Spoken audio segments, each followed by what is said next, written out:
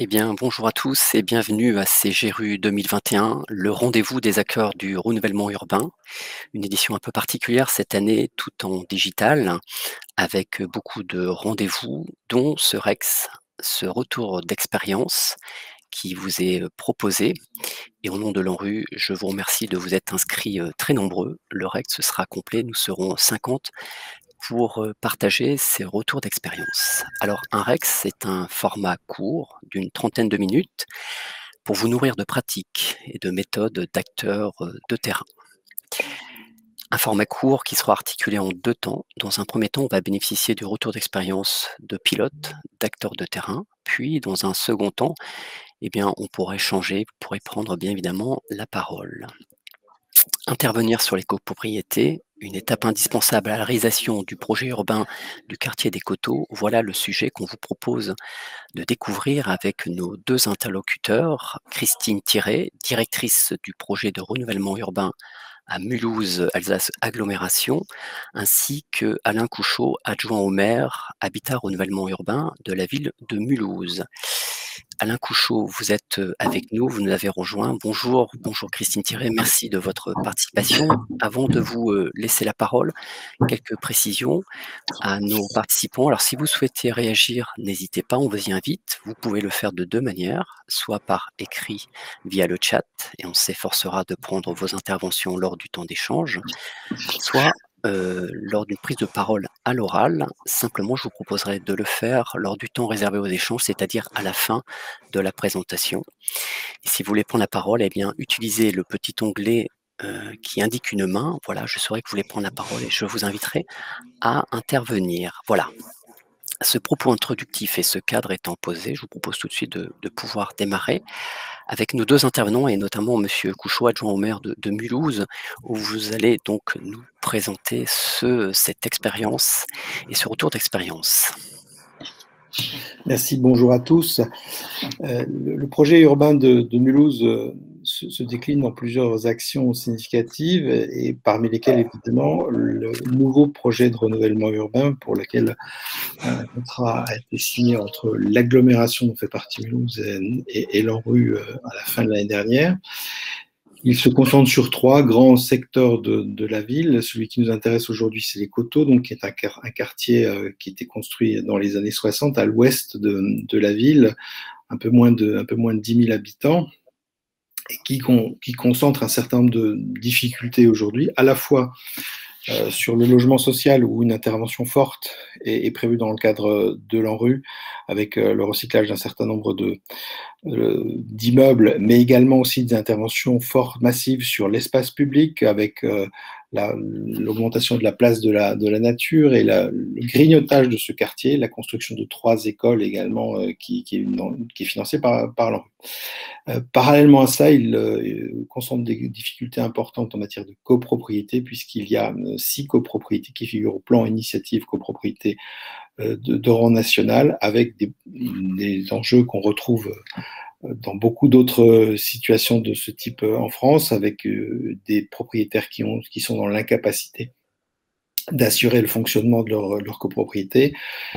Pour certaines d'entre elles, une problématique spécifique en matière d'immeubles de grande hauteur et également des situations de difficultés thermiques et d'environnement. Donc c'est la raison pour laquelle on est intervenu donc aux côtés de l'ANA et de l'ANRU par l'intermédiaire de l'agglomération de la mulhousienne, de M2A, pour proposer un plan d'action sur l'ensemble de ces copropriétés qui est en train de se mettre en place avec ma collègue Christine Thiré va vous le détailler, une opération de recyclage d'une des copropriétés qui est en cours et un travail également d'accompagnement dans le cadre de plans de sauvegarde de ces copropriétés. Si Christine veut bien prendre la main sur la suite. Merci, Monsieur Couchot pour voilà cette mise en perspective. Et on va poursuivre donc avec Christine Thiré. Je rappelle, vous êtes directrice du projet renouvellement urbain. Vous êtes le support technique, voilà, à cette ambition et cette volonté politique. Christine. Merci, bonjour à tous. Merci Monsieur Couchot. Oui, rapidement, la première slide vous permet juste de situer. Vous avez la photo des Coteaux au jour d'aujourd'hui. Non, c'est un quartier d'habitat social en majorité, puisqu'on a à peu près 3000 logements sur le secteur. 700 sont aujourd'hui des copropriétés. Vous les avez désignées, hein, donc vous avez les noms de la Croix, Plein Ciel 1 et 2, Peuplier Nation, Peuplier Camus. À venir, voilà, ça vous donne le schéma. On est dans une ZUP assez classique hein, des années 60, comme le rappelait M. Couchot. Alors, l'intervention sur les copropriétés, elle date, hein, puisqu'on a commencé, on va dire, l'histoire des copropriétés sur les coteaux, ça date de 2010, voire un petit peu avant. On va dire qu'on a fait une grosse première intervention ville et agglomération sur les copropriétés, donc sur ces 5 copropriétés entre 2010 et 2010. On a appelé ça le PICO, alors un peu barbare, mais c'est le programme d'intervention sur les copropriétés des coteaux. Donc, on a eu donc, on va dire, des outils très classiques hein, qu'on connaît, qui sont les OPA, les plans de sauvegarde, voilà, qui ont fonctionné pendant 5 ans et qui ont pour partie résolu, on va dire, une partie seulement des problèmes. On va dire qu'on a eu 2 grosses opérations de réhabilitation thermique sur 2 des 5 copropriétés, voilà, qui ont permis d'avoir des améliorations, on va dire, en termes thermiques, mais on n'est pas au bout de l'histoire sur ces questions-là. Et puis, au fil du temps, voilà, j'ai fait un peu une frise pour vous situer voilà, la longueur du temps des copropriétés. Les copropriétés, c'est long. Et on va dire qu'en 2017, quand on a commencé le protocole du NPNRU, on s'est dit que nos copropriétés, elles n'étaient quand même pas encore tout à fait sorties d'affaires, loin de là. Et donc, on a repris via l'État des commissions d'élaboration de plans de sauvegarde. On est toujours, pour certaines, en élaboration de plans de sauvegarde, de manière à pouvoir avancer et définir au jour d'aujourd'hui, on a défini au jour d'aujourd'hui un peu les pistes pour chacune de ces 5 copropriétés, ce vers quoi nous devions travailler pour chacune d'entre elles. Donc, vous voyez, donc le temps est quand même très rythmé. On a 2017, on a l'élaboration. En 2017, on a fait une étude préopérationnelle pour savoir comment on continuait, ce qu'on pouvait faire, quel était l'état réel des copropriétés, aussi bien d'un point de vue financier que d'un point de vue technique, plus des questions foncières, mais on va dire les 2 points principaux étaient le technique et le financier. Ce qui nous a permis en 2019 de définir la feuille de route pour 2 des 5 copropriétés, que sont Camus et Delacroix. Donc, leurs feuilles de route sont clairement établies. Et aujourd'hui, elles ont des plans de sauvegarde signés et un suivi animation opérationnelle pour 2 des 5. En sachant que, comme disait M. Couchot tout à l'heure, voilà, on a une copropriété qui va subir un recyclage, mais on va y revenir. Rapidement, les coteaux, donc ces copropriétés s'inscrivent dans un projet beaucoup plus large, qui est un projet urbain, qui a été défini dans le cadre du NPNRU, hein, donc on appelle Coteau 2035, qui était de se dire, cette ZUP, elle n'a pas eu beaucoup de travaux, notamment la partie Est. C'est la partie où vous avez un petit losange, un petit cercle rouge, du bleu, voilà, toute cette partie est du quartier, qui était en fait les premières constructions se sont faites de ce côté-là, donc ce sont les plus anciennes, et où le bâti a été le moins entretenu, je vais utiliser ce terme-là, mais en tout cas, où on avait des problèmes techniques plus graves et plus conséquents qu'ailleurs. Et donc, sur cette frange est, on a de la copropriété et du logement social. Donc, l'idée, c'est bien de commencer à travailler sur cette frange pour reconstituer un quartier par la frange dite est du quartier. Donc, on démolit certes de la copropriété, du logement social, mais ce n'est pas l'objet. On démolit aussi un certain nombre de logements sociaux sur cette partie-là pour reconstituer le quartier de demain. Pour revenir peut-être aux copropriétés, voilà, rapidement, vous avez la photo de Camus, donc, qui a bénéficié d'une rénovation BBC dans le cadre du premier programme d'intervention. Au jour d'aujourd'hui, l'idée très rapidement, c'est qu'il faut consolider les acquis de cette rénovation et l'ancrer vraiment dans le paysage urbain, puisqu'elle est vraiment dans la frange Est, donc elle va être vraiment concernée par les travaux qui vont être conduits tout au long du NPNRU. Donc, il faut vraiment qu'on l'amorce et qu'on l'inclue complètement dans le projet et dans le paysage urbain à venir. Donc, ça, c'est un point important pour cette copropriété-là. Et puis, on a malgré tout tous les travaux classiques d'une copropriété qui est donc l'animation et l'appui aux instances de gestion. Ça reste une vraie problématique. On a des questions de gestion urbaine de proximité puisqu'on a des dalles, donc il va falloir qu'on travaille sur cette question de GUP. Et puis des questions de veille foncière. Alors, on ne va pas rentrer dans les détails, il y a des choses très très particulières sur ces copropriétés. Et suivre aussi très concrètement la vie et le foncier à combien ça va bouger ou pas en termes de prix d'acquisition des appartements. Aujourd'hui, on est entre 60 70 000 maximum sur un appartement de 80 à 90 mètres carrés. Accompagnement des copropriétaires, mais ça, c'est le classique du plan de sauvegarde. Donc aujourd'hui, concrètement, on est plan de sauvegarde signé avec un suivi animation. Voilà pour Camus. Delacroix, c'est un peu le même principe. Voilà, vous avez la copro. Là, on a un petit peu plus de soucis qui sont liés à des questions de peuplement, de propriété, des questions de sécurité. On a un certain nombre de points de sécurité. On a été obligé de faire des travaux d'urgence puisque les caves étaient et les garages étaient très encombrés avec des portes de garage qui ne fermaient plus. Donc, on est allé aux travaux d'urgence rapidement pour pouvoir éviter la propagation et des questions d'incendie et des questions de sécurité tout simplement sur cette copro. Donc là, pareil, les pratiques sont un peu identiques. Hein, c'est vraiment l'appui à la gestion des instances. On a une copropriété là qui financièrement est assez dysfonctionnante, donc on a des choses importantes à regarder sur la partie très financière. On a un propriétaire, on va dire, indélicat et qui ne paye pas leur chèque tout simplement depuis un certain nombre d'années. Le plan de sauvegarde est signé et le démarrage suivi animation est effectif. Donc pour Delacroix, on va dire, ils sont dans le processus. Nation, alors Nation est complètement concernée pour une autre raison. Voilà. Nation se trouve sur la frange est du quartier.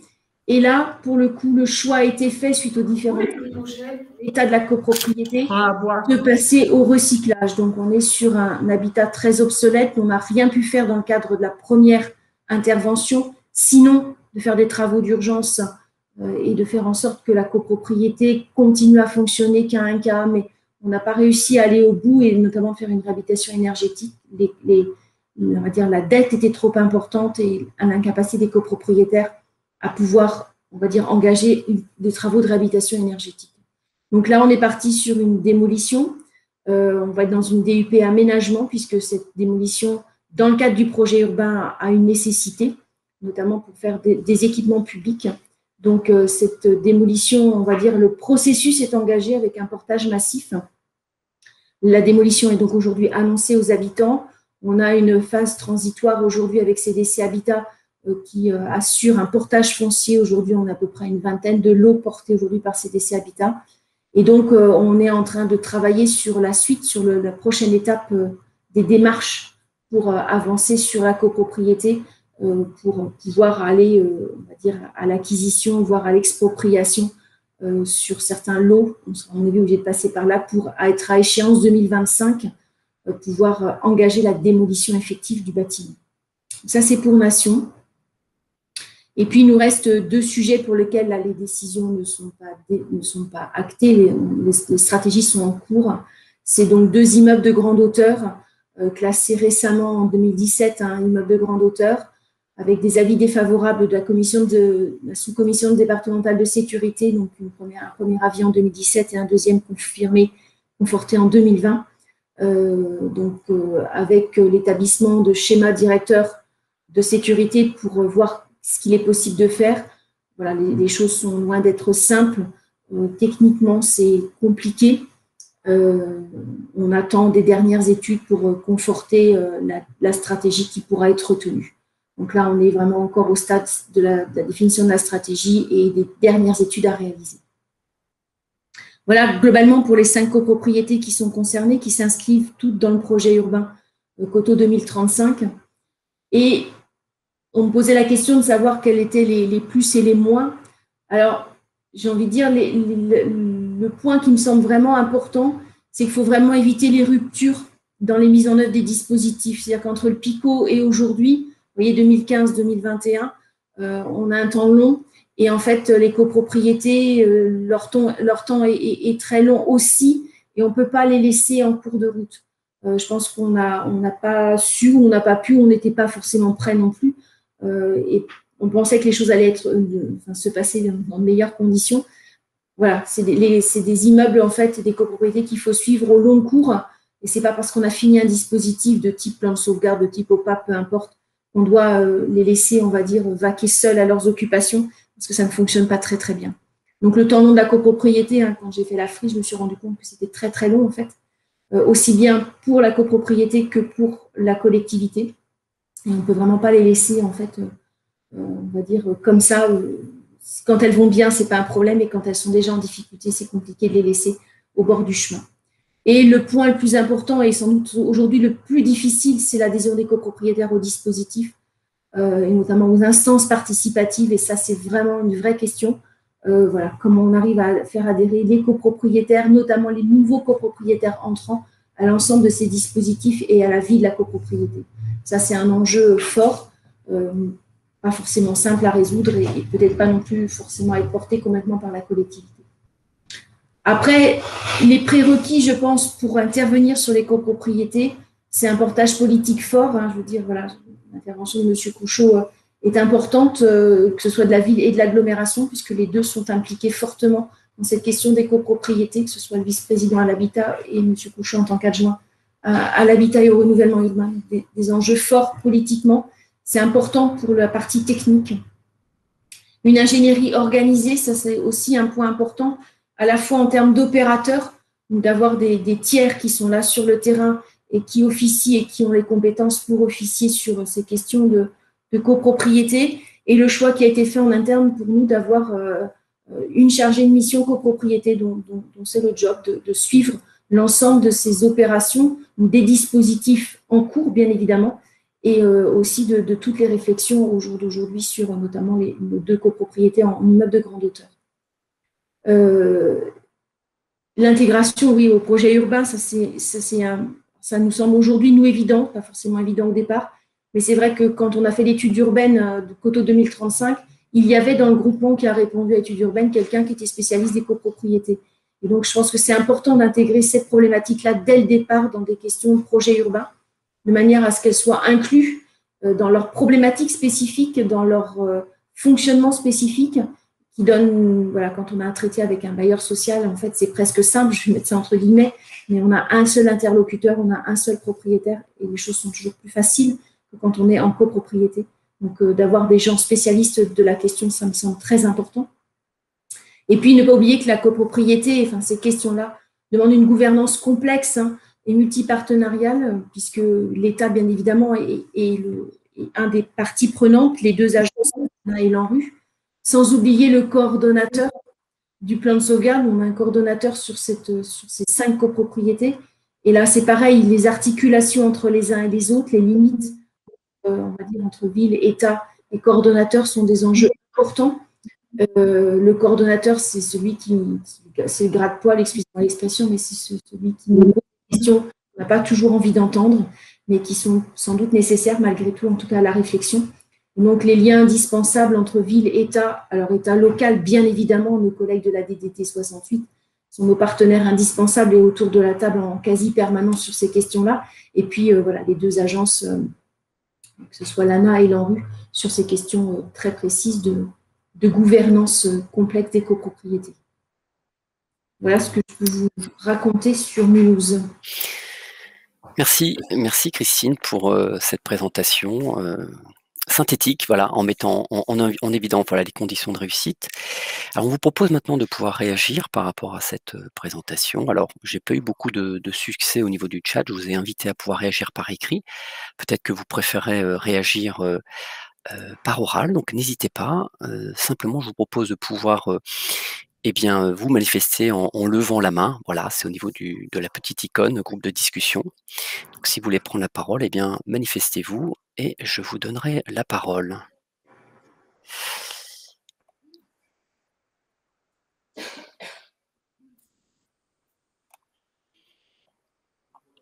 Bon, écoutez, le temps que quelqu'un puisse réagir, c'est sûrement que vous avez été très clair, Christine. Moi, j'ai tout de même j'ai quelqu'un qui a levé la main. Bonjour, j'ai une petite question par rapport à un des immeubles où deux des immeubles où vous indiquiez qu'il y avait eu un classement récent en IGH. J'aurais voulu savoir qu'est-ce qui avait conduit à l'évolution de la situation de ces deux immeubles-là et à leur classement qui n'était donc pas fait avant 2017. Alors, Très concrètement, ils étaient sur une liste. Hein. Il y avait une liste au niveau du département d'immeubles de grande hauteur. Elles étaient bien sûr listées. Et on va dire les derniers événements, on va dire que ce soit la Tour de Londres, ce qui a pu se passer à Marseille, ont conduit à regarder plus précisément, conduit l'État à regarder précisément cette liste. Et sur le territoire, on a eu trois immeubles qui étaient dans cette liste de départ et qui n'avaient pas été, on va dire, classés concrètement IGH, ont été en effet revus. Donc ces deux-là, plus une en centre-ville, qui ont été remesurés par l'État, par le SDIS notamment.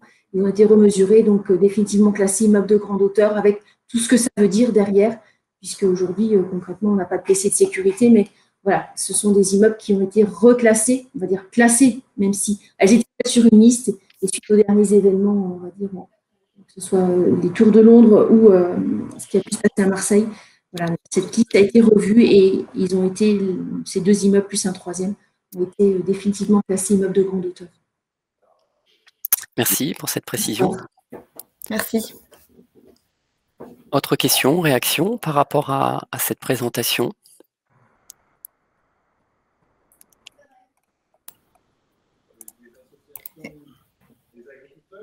Céline Huby, vous voulez poursuivre oui, apparemment? Excusez-moi. Eh bien non, mais vous avez raison, allez-y. J'ai une petite question complémentaire. Du coup, vous parliez effectivement de la difficulté d'emporter l'adhésion des copropriétaires. Alors, dans le cadre du plan de sauvegarde, c'est déjà un point de difficulté. J'aurais voulu savoir quelle était la qualité de vos échanges dans le cadre des deux immeubles, justement, qui sont voués à démolition et pour lesquels, apparemment, votre DUP n'est pas encore prise. Vous êtes en cours de montage du dossier, c'est ça? Alors, pour Peuplier Nation, oui, on est en cours de montage du dossier.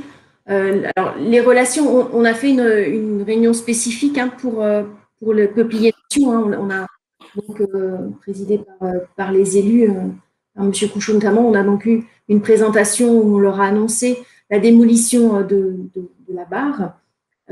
Alors, c'était quand même dans l'air du temps. C'est pas quelque chose qui s'est fait du jour au lendemain.